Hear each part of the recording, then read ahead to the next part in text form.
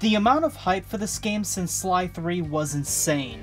I remember so many fan speculations, a bunch of fake trailers, and there was even an issue of Disney Adventures magazine from 2007 where someone asked if there was going to be a Sly 4. People wanted some kind of continuation. Thankfully, a new studio by the name of Sanzaru Games rose to the occasion and managed to create a worthy installment into the series. Prior to this, no one really knew who Sanzaru were, but their previous games included Ninja Reflex, Mystery Case Files, The Malgrave Incident, and a PS2 port of Secret Agent Clank, all of which were average at best, so fans were heavily skeptical. When the game was finally released on February 5th, 2013, it became Sanzaru's best game to date. I'll start with the story. The game picks up sometime after Sly 3 where Bentley, who has completed work on his time machine, suddenly notices that the pages of the Thieves Raccoonus are disappearing as a result of some tampering with Sly's ancestral timeline. He quickly gets into contact with Sly and Murray and brings the gang back together to fix this crisis. He explains that in order to get the time machine to work, that they need an object from the era that they intend to go to, in this case, a Japanese sword from the museum to get to feudal Japan. I will admit, I was hoping to explore what their lives were like after they had separated rather than just jumping headfirst into the action. I always ask what the relationship between Sly and Carmelita was like, and if Sly had any regrets, or if he did any police work. We don't get anything like that, but I will say the prologue chapter is great at serving as a tutorial for the three main characters. Sanzaru did a really good job at recreating Sly and all of his trademark abilities, and made him feel just as agile and stealthy. Bentley is a bit different, but at least my wish was granted by having a pickpocket with the circle button.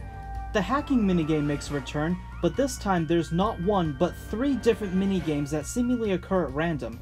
There's the traditional twin-stick shooter style that is just as fun with a few welcome improvements, a side-scrolling minigame where you shoot at enemies while collecting stars to upgrade your firepower, and a marble-like game where you have to tilt the controller to guide a ball to the end of the stage. They're all pretty fun, and there was even a downloadable arcade game called Bentley's Hack Pack, which is essentially a marathon of these 3 game modes with some fun challenges. Murray feels the most different, as he has a new skill set to use, and some of his controls were mapped to different buttons, mostly his Thunderflop ability and the way he picks up objects. When Sly reaches the sword, he is confronted by Carmelita, thus souring their relationship. Carmelita's voice has been changed yet again, and I have to say that Grey Delisle really knocks it out of the park. She gives the character her Latina accent back and puts a feisty energy into the character, which is really awesome. Throughout the game, Sly will travel to various periods in time and meet his famous ancestors to help him fight new villains. This is exactly where I expected a new Sly game to go, but I really wish they could have gone all the way with it. There are only 5 episodes in the game, which is kinda disappointing because, if you know the series, Sly has 10 well-known ancestors, each with unique personalities and skills. Here, we only get to meet 4 of them: Ryoichi Cooper from feudal Japan, Tennessee Kid Cooper from the Old West, Sir Gallup Cooper from medieval England, Salim al-Kupar from ancient Arabia, and we even meet a new character simply named Bob from the Stone Age. What's great is that the ancestors are also playable characters after you meet them, and they all have fun special abilities that allow you to traverse obstacles, so they don't feel like clones of Sly. For example, Ryoichi is the one who perfected the ninja spire jump, but he can also leap large gaps to reach other points or anything else he can climb on. It's so much fun, especially in the hub world. Tennessee Kid, on the other hand, can rail slide and leap between points similar to the grind rails in Ratchet & Clank, and his cane also doubles as a gun that he can use to shoot enemies in locks with. Each character also has a special combo attack that can be performed by pressing square and triangle, and a special charge attack ability by holding triangle for a few seconds. It's such a cool system that feels very satisfying. Sly still has most of the same abilities, but there are some new welcome additions, including a new disguise system. In each episode, you receive a new disguise that can grant you new abilities and allow you to access new areas. The samurai armor grants Sly immunity to fire and the ability to deflect fireballs with his shield, while the Archer costume allows Sly to shoot arrows at a target which create new ropes for Sly to walk on. Even Carmelita returns as a playable character, and she actually feels more responsive than she did in Sly 3. She even has multiple shot types for her shock pistol, which adds to the playstyle. While I said I was disappointed with the small variety of levels, I have to say that the hub worlds that we do get are very beautiful and expansive. They're fun to explore, and are full of collectibles to make exploration very rewarding. The clue bottles have returned, thankfully, and there are even collectible treasures that you can find and return to the safe house within a time limit. It's similar to the treasures from Sly 2, but this time, they can be viewed in a gallery and displayed rather than just being a nice item to fence. New to this series are collectible Sly Masks, which are scattered throughout the game in very tricky places. They are only useful for unlocking things in the secrets menu, such as new costumes and cane replacements for Sly. Even the safe house has been improved, because in addition to just being a place to switch between characters and buy upgrades, you can also view treasures in the gallery as I mentioned, view costumes, use the time machine to travel between episodes or replay missions, and even play a ping-pong minigame.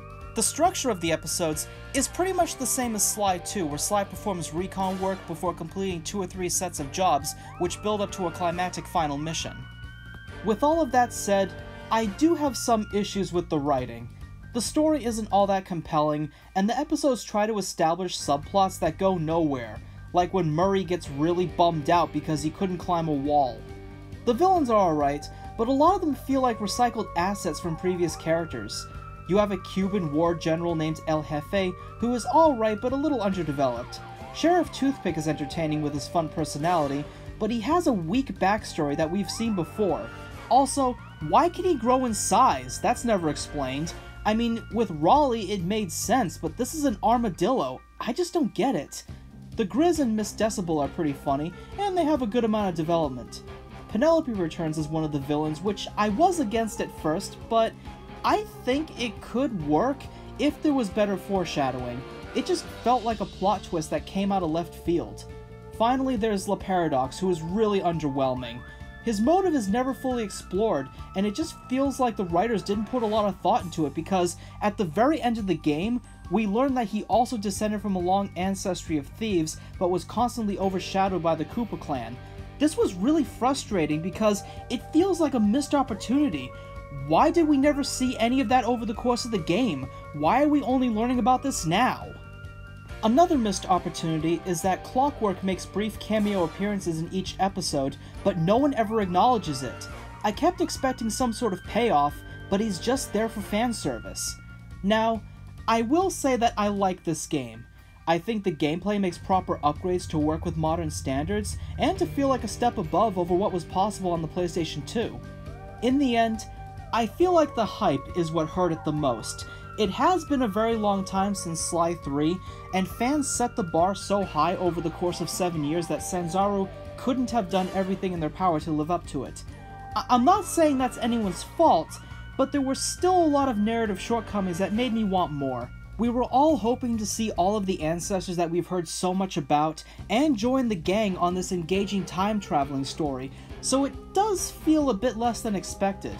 I am very thankful that Sanzaru stepped up to the plate and successfully made Sly Cooper great again, and with so many discussion videos and forums, it helped bring a lot of people together to discuss the future of Sly.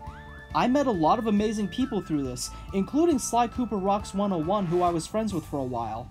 While no one really knows what Sly's future holds, I can only hope that everyone's favorite raccoon returns for another caper. Seriously, free Sly from Egypt, damn it!